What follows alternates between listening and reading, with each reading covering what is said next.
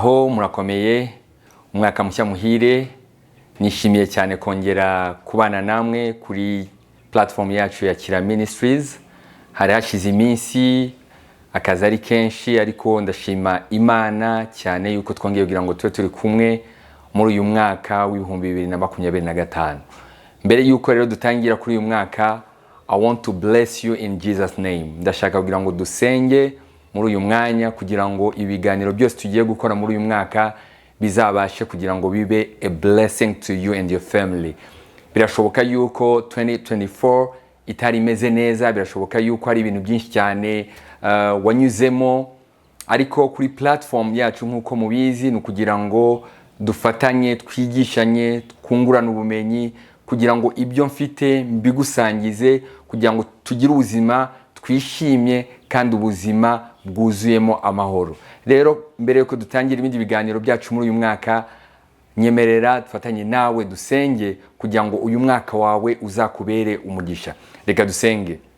Mu izina rya Yesu Kristo ndaguhesha umugisha, wowe umuvandimwe, inshuti, umubyeyi, umukobwa udukunda ukabana natwe, ukaba uri kuri iyi platform. Ndasabye kugira ngo mu izina rya Yesu Kristo uyu mwaka uzakubere umwaka w'umugisha. Ijambo ry'Imana rirambwira ngo ereganza ibyo nibwira kukugirira ni byiza ntabwo ari bibi, kugira ngo nkurememo umutima w'ibyo uzabona hakurya.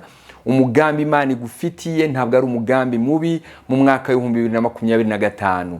Nta nyungu nimwe Imana ifite yo kugira ngo ubuzima bwawe buba ari ubuzima bufite agahinda, ubuzima bw'amarira mu rugo rwawe, ubuzima bw'amarira mu bana bawe, ubuzima bw'amarira mu gihugu cyawe, ubuzima bw'amarira mu kazi kawe, ubuzima bw'amarira mu mashuri yawe. Ntabwo ari cyo ngiki Imana yishimira.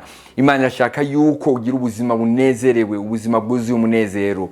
Ndasenga Imana muri uyu mwanya kugira ngo Imana izakwigaragarize, uzagire ibihe byiza, uzagire umunezero. Ibyo utabonye mu myaka yatambutse muri 2024 uzabibone mu mwaka wa 2025. Ndagushimiye Mwami Imana yo kumva gusenga kwacu. Utwezi ibyo twaba twaragucumuyeho byose, ibyo twaba twaragendeyemo byose mu 2024. Uku kwezi turangije kwa 2025 Mwami, ibyo twakoze byose abadukurikira Mwami Imana ubeze, maze Mwami uyu mwaka dutangiye tuzagendere mu biganza byawe, tuzagendere mu kubaho kwawe, kandi Mwami uzanezeza imitima yacu. Urakoze kumvise gusenga kwacu mu izina rya Yesu Kristo, amen.